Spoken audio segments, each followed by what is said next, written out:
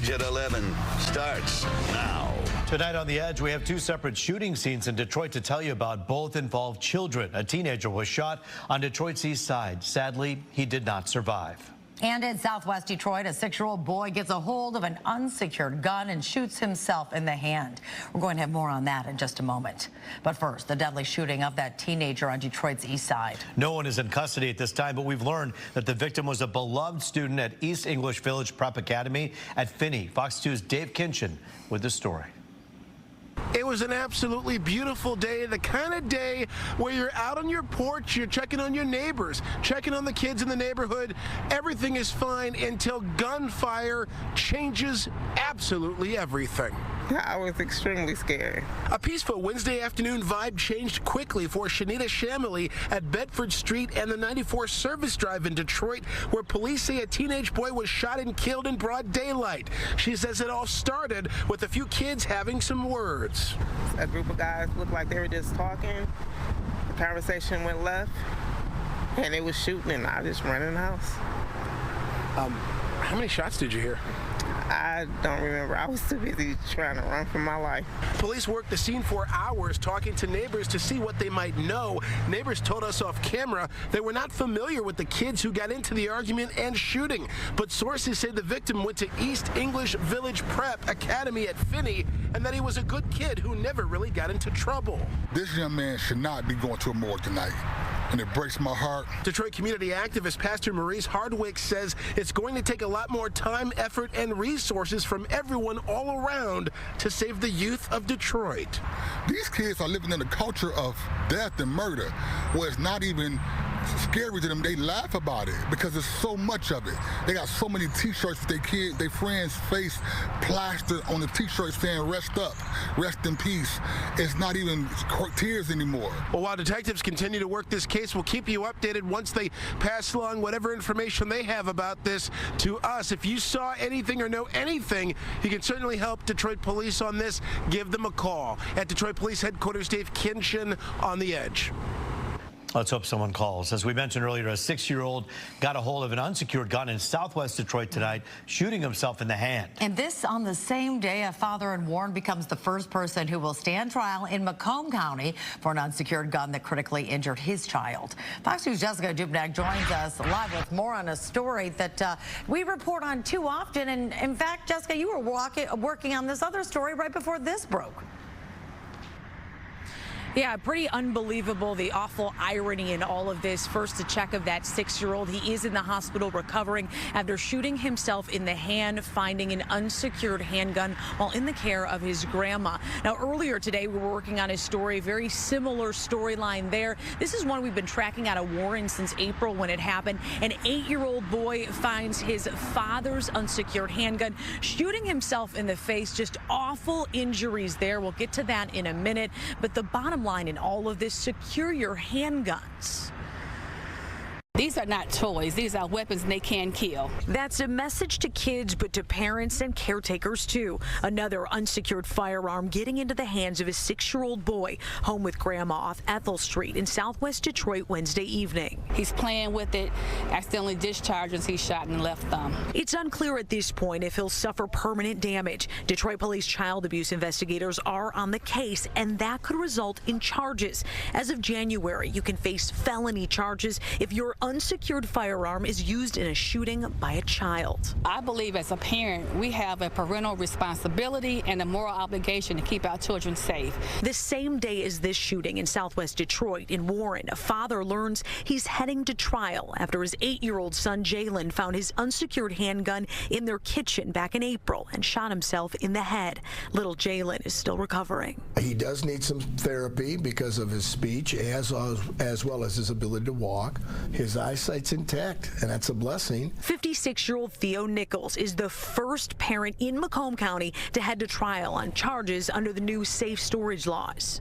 What kind of punishment are we talking about if he gets convicted? This is sad because it is, in this case here, a 10-year felony. Macomb County prosecutor Peter Lucido points out that Nichols wasn't supposed to have a gun in the first place after a 1992 felony conviction for drug charges. It's just not the child that got severely injured but it's the fact that it ripped apart a family. Jalen is now in the custody of his grandma. Prosecutor Lucido wants this child's story to hit home. Lock it up, put it away, and make sure that you don't have children playing with guns.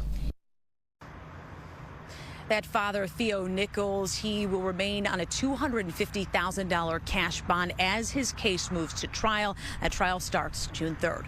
Reporting live, Jessica Dupnack on The Edge. And you can see the point here. Hopefully more parents will learn not to leave these weapons out so this doesn't happen again. In this case, though, the most recent, Jessica, what happens next?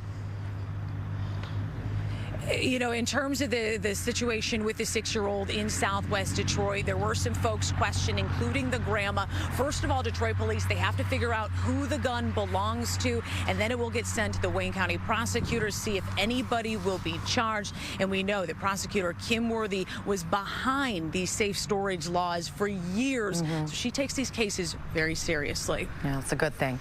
All right, Jessica, thank you so much for that report. He didn't actually do it, but he helped do it, and that makes him just as guilty. That's a wrap. Today's attorneys delivered closing arguments in the murder trial of Oak Park jeweler Daniel Hutchinson. Prosecutors argued that the Hutchinson's attorney, Marco Bisbicus, was the mastermind behind the murder in an attempt to access the millions of dollars in the Hutchinson family's bank account. Roy Larry is the accused trigger man. Despite video evidence, he testified that he was not the shooter. The jury will start deliberating tomorrow. Fox 2 will be in the courtroom and will bring you the verdict as soon as we get it. A Detroit police lieutenant came under fire this week, telling a protester, go back to Mexico. And now Chief James White has put him under suspension. I'm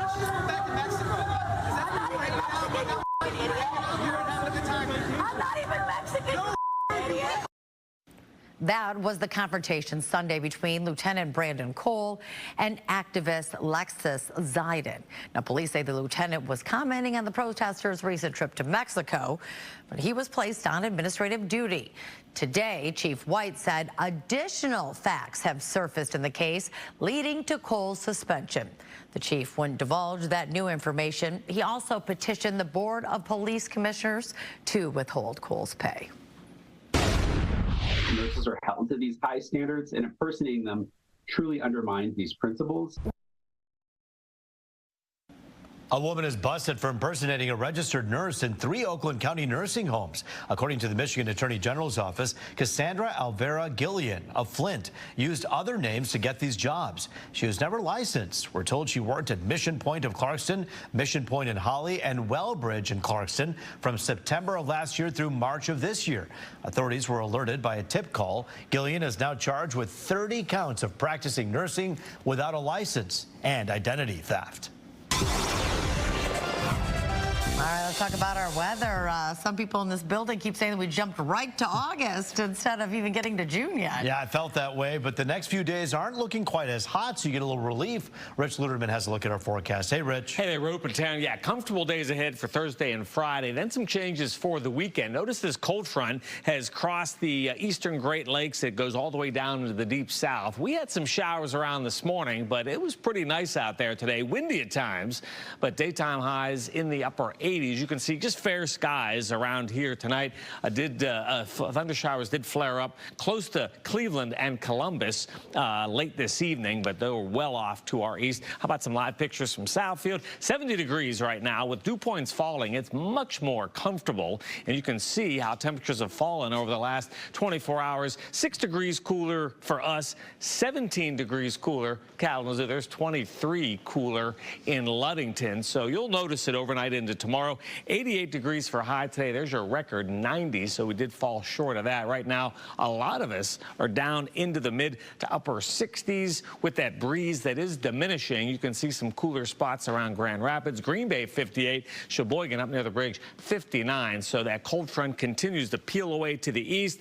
Tomorrow and Friday, we're under weak high pressure, so that means dry weather. Here comes our next system that brings some showers to the area late Friday night into early Saturday morning. Here's Here's our forecast for tonight, down to 58. Tomorrow, back to 80 degrees with less wind and less humidity. Very comfortable indeed right through Friday. Then some changes for the weekend. Saturday morning shower chance. Then again, late in the day Sunday. Looks like Memorial Day will be wet at times, but temperatures will be cooler next week. We'll check it at 4 a.m. Most likely is that, one of the dairy cows, exhaled into his eye. And with that, Michigan has its first human case of bird flu. According to state officials, the farm worker suffered mild symptoms after close contact with infected cows. It appears to be connected to a recent outbreak of dairy cows in our country. One other case of a human experiencing bird flu happened in Texas in late March.